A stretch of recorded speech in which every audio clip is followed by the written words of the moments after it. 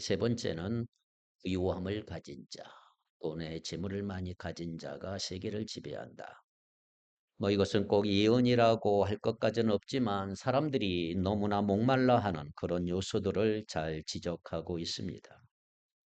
우리가 토플러의 말을 인용하지 않다 할지라도 오늘날 우리는 이 세 요소를 거의 광적으로 추구하며 사는 많은 사람들을 볼 수가 있는 것입니다. 더 많은 지식, 더 많은 권력과 더 많은 부여를 쫓아서 헤매는 사람들이 얼마나 많습니까? 그들이 바로 우상을 섬기는 자들이다. 이렇게 오늘 본문에서 말합니다. 선앙당에 가서 물 떠놓고 비는 것만 우상 숭배가 아니고 문명이 발달한 만큼 우상의 성격도 인교화지고 점점 지능적으로 간교해지고 있다. 이렇게 말할 수가 있습니다. 그래서 마귀는 현대인들을 공략하기 위해서 현대적인 우상들을 사용하고 있습니다. 그 대표적인 것이 바로 세 가지죠. 지식의 우상, 더 많은 정보와 지식을 갈망하며 거기에 의존하는 거죠. 두 번째는 권력의 우상을 자꾸 영향력과 지위를 통해서 자신의 가치를 증명하려고 하는 욕망들. 세 번째, 부요의 우상이죠. 물질적 풍요로움을 통해서 안전과 만족을 추구하는 마음들. 이런 것이 자꾸 사람들을 좌지우지하기 시작을 합니다. 흥미로운 사실은 하나님을 믿고 있는 예수 믿는 그리스도인들까지도 이 우상들 앞에 항복하며 쩔쩔매고 있다는 사실을 아십니까? 그렇다면 여러분 얼마나 지식에서 자유하나요? 여러분 얼마나 권력에서 자유하십니까? 여러분 얼마나 물질에서 자유하는 삶을 삽니까? 우리 자신은 우상 숭배자가 아닌지 하나님 앞에서 스스로 질문해 보셔야 합니다. 나는 과연 지식을 얼마나 추구하고 있는가? 권력을 얼마나 추구하고 있는가? 얼마나 물질을 추구하고 있는가? 오늘 계시록에 나오는 네 번째 교회는 두아디라 교회에 대해 말씀을 전하고 있습니다. 1세기 중엽에 두아디라라고 하는 도시는 염색업이 발달한 도시라고 할 수가 있습니다. 현재 터키의 아키사르 지역입니다. 제가 오늘은 지도를 잘 못 가져왔지만 여러분 지난번 말씀드린 에베소, 그 다음에 버가모, 그 다음에 또 하나 교회가 뭐예요? 세 교회를 배웠잖아요. 네? 두아디라 교회를 오늘 배우고 또 버가모 교회. 그 바로 옆에 또 뭐가 있어요? 이 두아디라 교회가 있습니다. 터키를 가보면 초대교회가 몰려 있어요. 한 곳에 몰려 있는 것을 봅니다.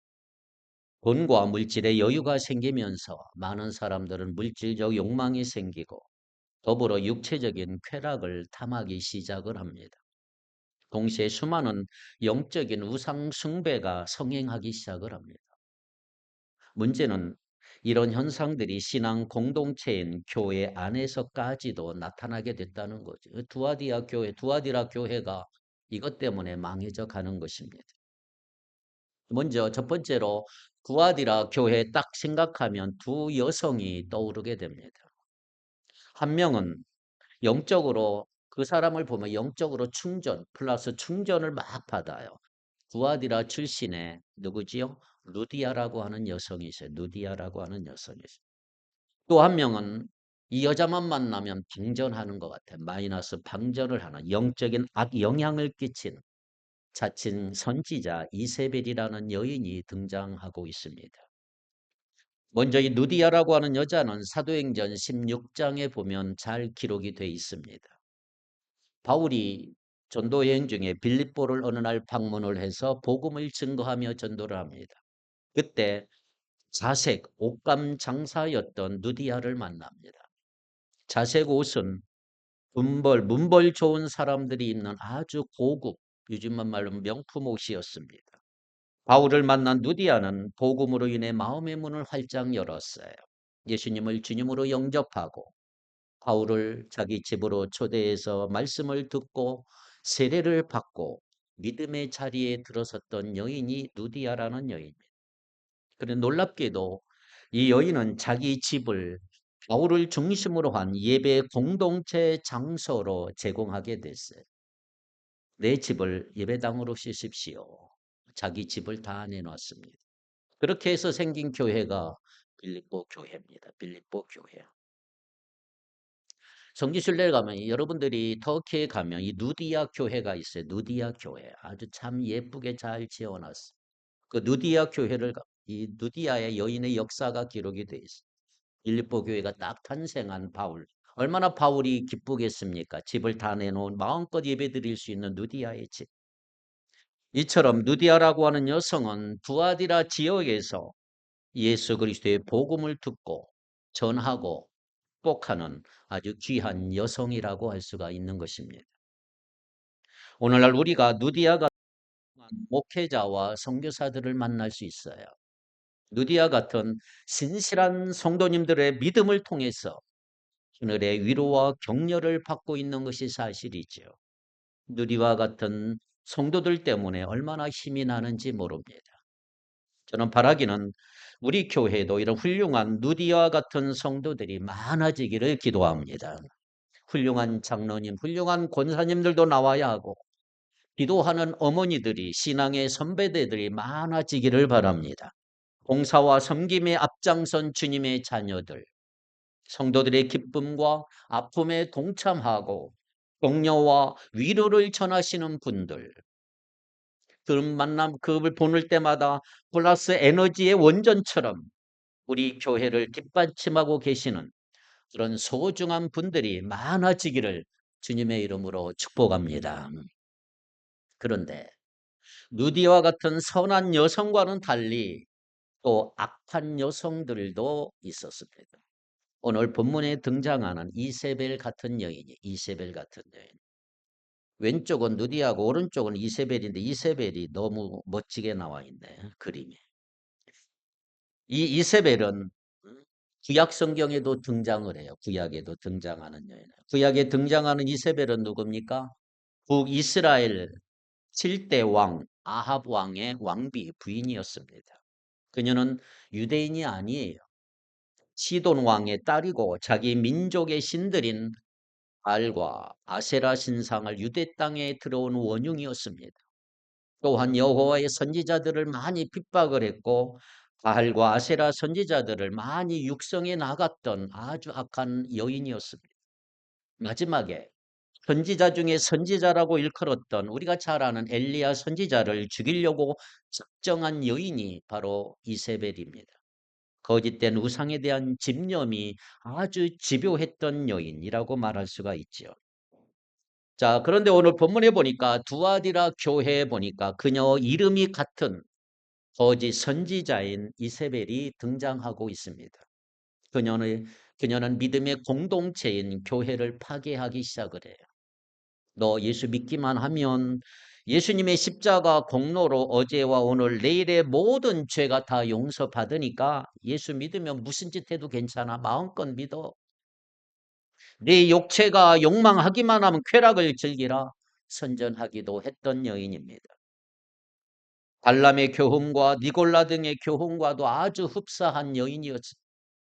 더 이상 죄책감 갖지 말아라. 못된 짓과 부정의 짓 해도 다 용서받을 수 있으니 내 육체의 욕망대로 마음껏 행해라라고 하면서 육체적인 간음을 행하는 거 허용을 했고 거짓 우상을 섬겨도 이미 용서받았기에 괜찮다고 말하면서 잘못된 거짓 교훈을 퍼뜨렸던 여인이 이세벨이라는 여인입니다. 그러니 두아디아 교회가 성할 리 없죠. 점점점 힘을 잃어가고 있대. 바로 두 번째 예수님이 두아디라 교회의 칭찬과 더불어 책망을 하시는 장면을 우리가 읽을 수가 있지요. 이처럼 한 여인은 타인을 살리고 인류를 구원하는 역할을 했고 또 다른 여성은 인간을 파멸시키고 죄악을 가져다 주는 그런 역할을 했던 거예요. 그 가운데서도 오늘 본문에 두아디라 교회에 등장하는 여인은 바로 후자인 한 여인인 이세벨입니다. 이세벨. 이로 인하여 교회가 흔들리고 망해지는 것을 그 모습을 보면서 예수님은 이렇게 말씀하셨습니다. 2장 18절 19절. 자, 성경을 보세요, 여러분. 성경을 보겠습니다. 요한계시록 2장 18절 19절입니다. 같이 읽겠습니다. 시작. 그 눈이 불꽃 같고 그 발이 빛난 주석과 같은 하나님의 아들이 이르시되 내가 내 사업과 사랑과 믿음과 섬김과 인내를 아노니 내 나중 행위가 처음 것보다 많도다. 아멘. 내 눈이 불꽃 같고 그 발이 노새와 같으신 분, 하나님의 아들이 이렇게 말씀하신다. 나는 내 행위와 내 사랑과 믿음과 섬김과 오래 참음을 안다. 내 나중 행위가 처음 행위보다 더 훌륭한 것을 안다. 얼마나 놀라운 칭찬입니까? 갈수록 더 좋아졌다 이 말이에요. 어제보다 오늘이 더 좋은 결과를 맺고 있다는 예수님의 칭찬이에요. 요한계시록에 등장하는 교회를 처음부터 우리가 살펴보면 첫 번째 교회가 에베소 교회인데 그들이 가진 신앙적 잣대로 잘못된 거짓 선지자를 규명해서 내쫓았던 거 예수님이 칭찬하셨어요. 하지만 동시에 뭘 잃어버렸어요? 에베소 교회는 처음 사랑을 잃어버렸기 때문에 꾸중을 들은 거지요. 오늘 본문의 두아디라 교회는 그 내용이 반대입니다. 반대. 주님은 교회를 향해서 이렇게 말씀하시는 거예요. 야, 내가 보니까 너의 사랑이 참으로 풍성하구나. 참 멋지다. 이웃을 위해 봉사도 많이 하고 인내도 크구나. 그런데 분별력을 잃어버렸구나. 거짓 선지자를 분별하고 그들을 쫓아내야 되는데 그 능력을 잃어버렸구나. 엄중한 책망을 받은 것을 발견해. 사랑 없이 정의만 살아있는 거 그게 문제구나. 그런데 정의 없이 사랑만 풍성한 거 그것도 잘못이야. 주님은 이렇게 말씀하고 있는 거예요.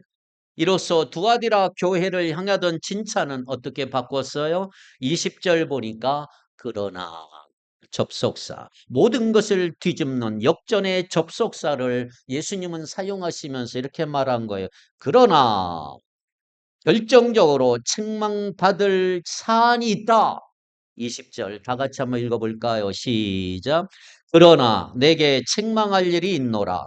자칭 선지자라 하는 여자 이세벨을 내가 용납함이니 그가 내 종도를 가르쳐 행음하게 하고 우상의 재물을 먹게 하는도다. 그랬어요. 그러나 내가 내게 책망할 게 있다. 너는 이세벨이라고 하는 여자를 용납했구나. 너는 스스로 예언자로 자처하면서 내 종도를 가르치고 그들을 미혹시켜서 간음하게 하고 우상의 재물을 먹게 하는구나. 그거 책망받아야 한다. 이 말은 뭐냐 하면 네 마음대로 해도 좋다고. 예수 한 번 믿으면 다 용서되니까 내 육체의 탐욕대로 욕망대로 네 끌리는 대로 본능대로 다 해도 괜찮다라고 하는 방식은 잘못된 교리다라고 예수님은 책망하고 있는 거예요. 그래서 세 번째로 예수님은 두아디라 교회에 기회를 줬어요. 회개할 기회를 주셨어요. 회개할 기회. 이런 위기 속에서 예수님은 다시 한번 기회를 허락하시는 것을 발견할 수가 있는 거예요. 기회가 뭐요? 바꿔라는 거예요. 바꿔라. 모든 것 바꿔라. 여러분 모든 영적인 위기, 신앙적 위기를 벗어날 수 있는 기회는 하나밖에 없어요. 그게 뭐냐? 회개입니다. 회개. 회개하며 오라. 자, 21절을 같이 읽겠습니다. 21절 시작. 또 내가 그에게 회개할 기회를 주었으되 자기 음행을 회개하고자 하지 아니하는도다. 내가 너에게 회개할 기회를 줬는데 자기 음행을 회개하려 하지 않는구나. 두아디라 교회 회개할 기회가 주어졌어요. 그들의 잘못이 무엇인지 우리 주님은 정확하게 알려주셨습니다. 그러나 무엇이 잘못인지 알면서도 두아디라 교회는 회개하지 않았단 말이에요. 회개할 줄 알면서 회개하지 않는 거, 회개할 제목을 알고 있으면서도 의도적으로 회개를 거절하는 거, 이것이 가장 위험한 일이에요.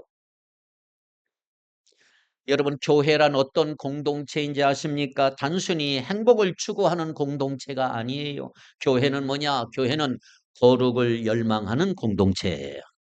교회는 자기 갱신, 자기 변화, 자기 회개를 통해서 진정으로 하나님이 기뻐하시는 거룩의 자리에 들어서는 공동체가 교회다 이 말이에요. 22절, 23절에 예수님도 이렇게 말씀하시잖아. 22절, 23절. 볼지어다 내가 그를 침상에 던질 터이요. 또 그와 더불어 간음하는 자들도 만일 그의 행위를 뭐하지 아니하면 회개하지 아니하면 큰 환난 가운데 던지고 또 내가 사망으로 그의 자녀를 죽이리니 모든 교회가 나는 사람의 뜻과 마음을 살피는 자인 줄 알지라 내가 너희 각 사람의 행위대로 봐주리라. 그러세요. 모든 교회가 나는 사람의 뜻과 마음을 살피는 자인 줄을 알지라 내가 너희 각 사람의 행위대로 다 갚아주리라. 회개하지 않는다면 행위대로 다 갚아주겠다 이 말이에요. 예수님의 참 메시지는 무엇입니까? 죄악에 갇힌 인간의 모습들, 그로 인해서 형벌에 놓인 인간의 모습을 예수님은 매우 안타까워하시면서 그렇기 때문에 회개를 촉구하고 있는 거. 회개하라, 회개하라. 하나님 나라가 가까웠으니 회개하라. 그렇다면 여러분, 회개는 누구에게 필요한 것일까요? 예수 믿지 않는 자에게 필요한 것일까요? 맞습니다. 그러나 믿음의 사람들에게도 회개가 얼마나 필요한지 아십니까? 회개는 언제나 변화와 개혁의 시작이라고 할 수가 있어요. 변하고 싶습니까? 회개하셔야 합니다. 내 삶의 죄와 단절시키는 능력이 회개에 있다 이 말이. 회개는 우리의 현재와 미래를 새롭게 하는 열쇠와도 같은 거예요. 예수님이 공생애를 시작하기 전에 세례 요한을 많이 칭찬했어요. 왜 세례 요한을 칭찬했을까요? 물론 칭찬받은 많은 이유가 있었지만 무엇보다 예수님보다 6개월 앞서서 회개를 하나님의 심판이 얼마나 엄중한가를 선포했던 사람이 세례 요한이에요. 그래서 세례 요한을 칭찬을 많이 했어요. 예수님이 왜 당대의 종교 지도자들인 바리새인과 서기관들에게 분노했을까요? 왜 화가 났을까요? 그들은 말씀을 들으면서도 전혀 회개할 생각을 하지 않는. 반면에 예수님이 왜 민중들, 백성들을 불쌍히 여겼을까요? 그들은 예수님이 말씀하실 때 귀를 쫑긋하고 들었어. 얼마나 열심히 들었는지. 회개하는 마음으로 예수님을 향해서 인생의 방향, 삶의 방향을 다 틀었어. 예수님께 집중하기 시작을 했어. 그러므로 우리는 네 번째로 후회가 아니라 회개를 해야 한다. 여러분 회개가 뭐냐면 회개는요 나 중심에서 예수님 중심으로 방향을 바꾸는 거예요. 내가 기뻐하는 삶 속에서 이제는 하나님이 기뻐하시는 삶이 뭔가를 고민하며 내 삶의 방향을 전환하는 것이 회개인 줄 믿습니다. 우리는 회개가 필요하다는 것 날마다 새롭게 깨달으며 살아가야 되는 거지요. 내 안에 이기심들, 탐욕들, 질투와 죄악들 누구보다도 내 자신이 너무 잘 알고 있잖아요. 그럼에도 불구하고 그토록 회개하기가 힘든 이유가 뭘까요? 왜 회개하기를 망설이며 주저하고 있나 이 말이에요. 왜 회개하는 게 이렇게 어려울까요? 자신을 죄인으로 규정하는 거 좋아하는 사람이 없기 때문이에요. 내가 죄인인 걸 좋아하는 사람이 어디 있겠어? 여러분 회개한다고 하는 것은요. 내가 문제가 많은 사람임을 인정하는 거예요. 이걸 확인하는 게 회개예요. 회개. 나 자신의 감추어진 약점 다 드러내고 노출시켜야 되는 거예요. 그래야 회개가 나오는 거예요. 그래서 회개라고 하는 것은 위험 부담이 클 수가 있겠지요. 자기 삶이 괜찮은 줄 알았는데 자기가 정말 멋진 사람인 줄 알았는데 구겨진 인생이라고 말하는 게 쉬운 게 아니에요. 그것이 다른 사람이 아닌 하나님 앞이라고 해도 회개는 하기가 어려운 거예요. 지금까지 내가 쌓아놓은 것들 포기해야 할까 봐 두려운 사람도 있고요. 그동안 즐겼던 쾌락도 이게 다 버려야 하는 건 아닌지 염려스러운 사람도 있어요. 우리는 이 물음을 회개하는 순간마다 끊임없이 자신에게 묻고 있는 거예요. 회개에 대한 최고의 책이라고 알려진 성 어거스틴의 참회록을 보면요, 이런 내용이 나와요. 하나님께 이렇게 어거스틴이 고백을 해요. 하나님, 나에게 순교를 주시옵소서. 하나님, 나에게 절제를 주시옵소서. 하지만 지금은 마옵소서. 지금은 마옵소서. 여러분, 이런 기도 해보신 적 없나요? 하나님, 제가 언젠간 회개하겠습니다. 언젠가는 하나님 앞에 돌아오겠습니다. 그런데 지금은 좀 놔두세요. 좀 즐기고 갈게요. 지금은 재미있잖아요. 육체적인 쾌락도 즐기고 제가 세상에서 지금 빵빵 잘 나가잖아요. 그래도 제가 꽤 괜찮은 인물이잖아요. 나중에 꼭 회개할게요. 그러나 지금은 마세요. 왜 이처럼 우리가 회개를 자꾸 미루고 있을까요? 근본적으로 회개가 어렵지요. 우리 마음에 본래적으로 죄악이 가득하기 때문에. 아담과 하와처럼 하나님을 향해 저항하고 싶은 마음이 오늘 우리 안에 있는 거죠. 또한 그러한 마음을 유도하는 사탄의 유혹이 얼마나 심한지 몰라요. 더욱이 내가 잘못을 저질러도 변명할 수 있던 생각이 내 안에 가득하게 있는 거예요. 그래서 회개할 기회가 주어졌음에도 불구하고 그 기회를 유보하거나 거절하는 사람. 또 한 걸음 더 나아가 우리가 회개하기가 어려운 이유, 때로는 우리 마음이 너무나 약하기 때문에 잘못이 뭔지 알면서도 회개하지 않고 질질 끌려갈 때가 너무 많습니다. 아니오라고 말해야 할 때도 거절하지 못하고 소위 착한 컴플렉스를 가진 사람들이 그렇게 많지요. 마음 내키지 않은 일 하면서도 탈출할 용기도 없이 주저하지 않나요? 진지하게 회개하지 않기 때문에 똑같은 잘못을 끊임없이 반복해서 저지르는 사람들 많습니다. 혼자서 탄식하고 가슴 아파하지만 삶의 방향을 돌이키지는 않아요. 이건 회개가 아니고 후회할 가능성이 많다. 그건 후회라고 할 수가 있죠. 후회. 여러분, 후회와 회개의 차이가 뭔지 아십니까? 후회는요, 자기 앞에서 하는 거예요. 회개는 하나님 앞에서 하는 것입니다. 후회는 자기가 손해 본 것에 대한 안타까움이라고 말할 수 있다면, 회개는 내 속에서 나를 끊임없이 충동질하는 죄악을 하나님 앞에서 고통스럽게 토로하는. 후회는 자기 연민에 불과하지만 회개는 하나님 앞에서의 자기 갱신, 자기 변화라고 할 수가 있는 거예요. 후회를 통해서는 본질적인 변화는 전혀 일어나지 않지만 회개하면 성령을 통해서 진정한 개혁과 변화의 역사가 일어나는 줄 믿습니다. 한 걸음 더 나아가 회개는 주님과 함께 다시 시작하는 것이다. 그게 회개예요. 회개해놓고 자기 혼자 또 하는 게 아니고 주님과 함께 다시 시작하는 거예요. 우리가 회개할 때 주님께서 우리에게 새로운 삶을 열어주실 줄 믿습니다. 그렇다면 어떻게 회개하느냐? 어떻게 회개할까요? 하루 일과를 보낸 후 저녁에 주님 앞에 깊이 나갈 수가 있는 거지요.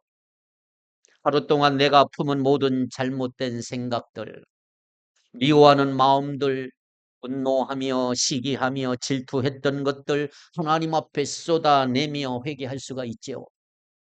때로는 하루하루 쌓아놓았던 것들 주일날 예배를 통해서 쏟아낼 수도 있죠. 중요한 게 이겁니다.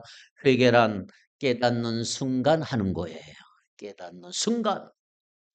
내가 지금 잘못했다면 지금 회개하면 되는 거예요. 내가 연약했을 때 구렁텅이에 빠진 것 같은 마음이 들 때 예수님께 도움 요청하면 되는 거예요. 하나님 도와주십시오. 제가 지금 위기 속에 들어왔습니다.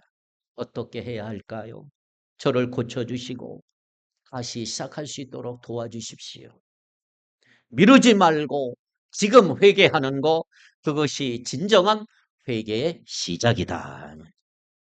깨닫는 순간 하나님, 이 길이 내 욕심이면 멈춰서게 해주시고 하나님이 원하시는 길이 보이면 제가 그 길로 순종하며 가게 해 주십시오. 회개하는 거죠. 또 회개가 중요한 건 회개를 슬립 모드로 해서는 안 된다는 거예요. 여러분 핸드폰이나 컴퓨터를 하다가 급하면 절전 모드를 사용해요. 그러면 1시간 후든 언제든 원하는 시간에 재사용할 수가 있어요. 우리가 회개 이렇게 많이 합니다. 잠시 멈추고 그냥 슬립 모드로 잠깐 두었다가 다시 키면 이전 모습 그대로 드러나는. 여러분 회개는 슬립 모드가 아니고요. 리셋하는 거예요. 완전히 전원을 아웃시켜버리는. 그런데 주님과 함께 다시 시작하는 것이 회개인 줄 믿습니다. 때로 잘 안 되면요. 하루에 한 끼 금식해 보셔도 좋아요. 제가 진정으로 주님의 말씀으로 리셋하기를 원합니다. 기도하면서 예수님께 원하는 요청하는 거죠. 때로는 내가 어떻게 회개할지를 모를 때가 있어요. 그럴 때는 그냥 예수님 기억하는 데서부터 시작하면 되는 거죠. 예수님께로 방향을 맞추시면 됩니다. 예수님 어떻게 할까요? 하늘의 지혜와 용기를 주십시오. 주님 원하시면 제가 시작하겠습니다. 그러나 주님 싫어하시면 멈추겠습니다. 주님께서 동행해 주시옵소서. 회개의 자리로 가는 것입니다. 그러니까 여러분 회개는 겸손한 자만이 할 수 있고요. 용기 있는 자가 할 수 있는 거예요. 어제에 머물러 있는 사람이 회개하는 게 아니고 오늘과 내일을 향해서 새롭게 도전하고 성숙하려고 하는 사람이 회개할 수 있는 것입니다. 또 회개는 믿음의 사람들의 신앙의 시작이고 과정이고 마지막이라고 할 수가 있다. 그러므로 우리로 하여금 회개하는 영은 하나님이 우리에게 주신 최고의 선물인 줄 믿습니다. 여섯 번째로 교회는 거룩을 향해 나가는 믿음의 공동체라고 하는 거죠. 물론 회개는 슬픔과 탄식으로 시작해요. 그러나 회개하고 나면 주님과 함께 감사의 삶으로 나가서야 합니다. 이제 회개하기 전에는 내 자존심 지키느라 애쓰기도 하지만 회개하면 이제 나를 얽어맸던 이기심, 죄악 해방될 수 있다 이 말이에요. 하나님의 자녀가 되는 자유의 기쁨을 누리는 것이 회개이기 때문이다. 회개의 기쁨을 누려야 참다운 신앙의 기쁨을 누릴 수가 있는 것입니다. 다시 한번 말씀드립니다. 여러분 신앙이란 단순히 행복을 위해 갖는 게 아니고요. 신앙의 목표는 거룩해지기 위함입니다. 거룩해지. 하나님이 늘 이렇게 말씀하시.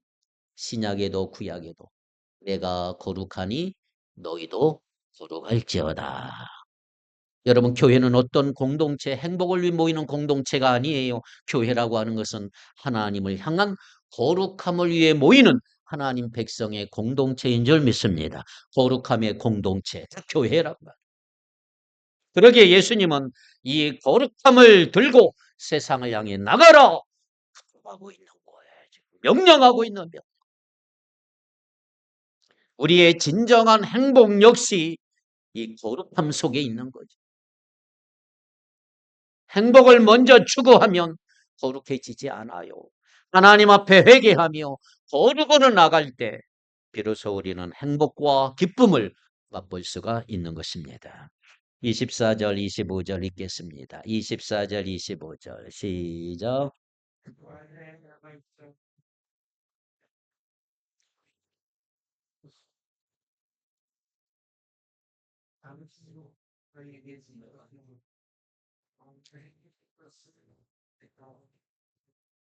아멘. 두아디라 있는 사람들 가운데 그의 가르침을 받아들이지 않는 사람들, 곧 사탄의 깊은 흉계에 물들지 않는 사람들인 너희 남은 사람들에게 내가 이렇게 말한다. 나는 너에게 다른 짐 지우지 않겠어. 다만 내가 올 때까지 너희가 가지고 있는 그것을 굳게 붙잡고 있으라. 자, 주님은 그들에게 뭐라고 부탁했느냐? 너에게 있는 거 내가 올 때까지 굳게 잡으라. 끝까지 믿음의 줄을 굳게 붙잡고 놓치지 말라 이 말이에요. 어떤 형편에 있든지 십자가 단단히 붙잡아라 이 말이. 믿음에서 이기는 자가 되어라 이 말이. 그렇다면 하나님께서 이기는 자에게 주시는 복은 어떤 복이냐? 까지 믿음을 붙잡은 이들에게 주시는 복 과연 어떤 복일까요? 26절부터 28절까지 읽겠습니다. 시작. 이기는 자와 끝까지 내 일을 지키는 그에게 만국을 다스리는 권세를 주리니 그가 철장을 가지고 그들을 다스려 질그릇을 깨뜨리는 것과 같이 하리라. 나도 내 아버지께 받은 것이 그러하니라. 내가 또 그에게 새벽별을 주리라.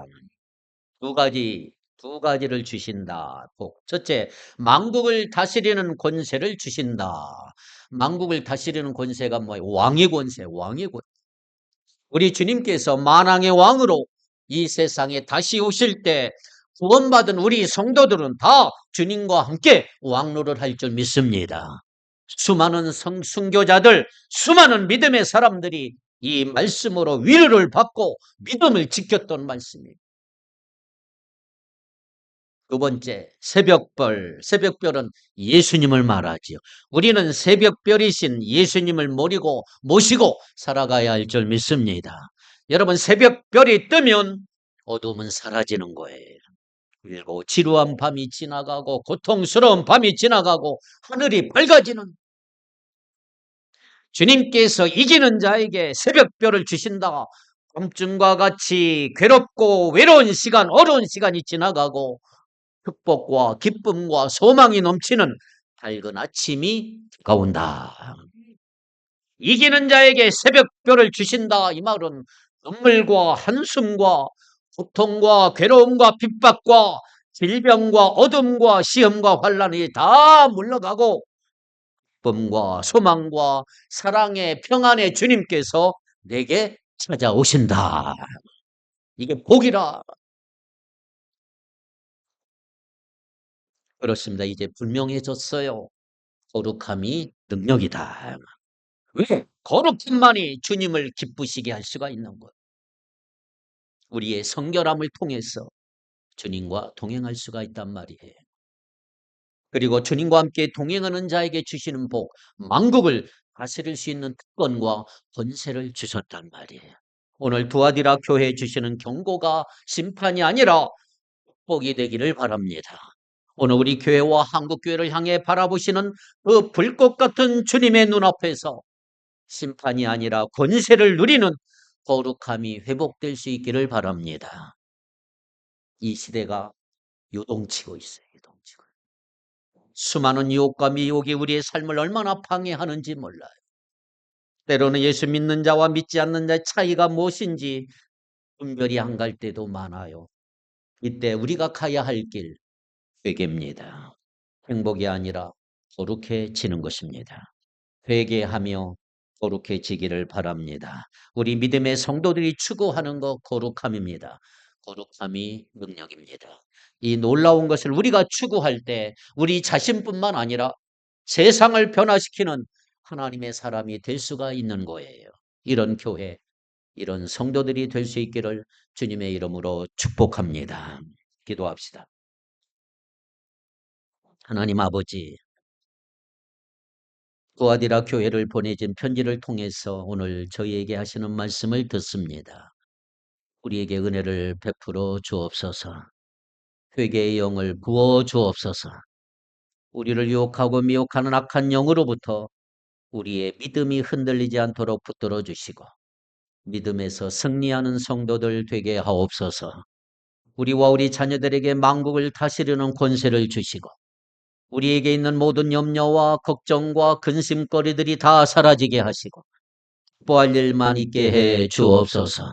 끝까지 주님의 말씀 붙잡는 자들 되게 해 주시옵시고 세상에서의 성공이나 부흥을 위해 주님 버리는 자들 되지 말게 하시고 교묘한 악한 생각으로 세상과 타협하는 자들 되지 말게 하시고 주님 오시는 그날까지 말씀 붙잡아 끝까지 승리하는 자들 되게 하시고 끝까지 거룩함을 추구하며 살아가는 능력 있는 성도들 되게 하여 주시옵소서. 예수님의 이름으로 기도하옵나이다. 아멘.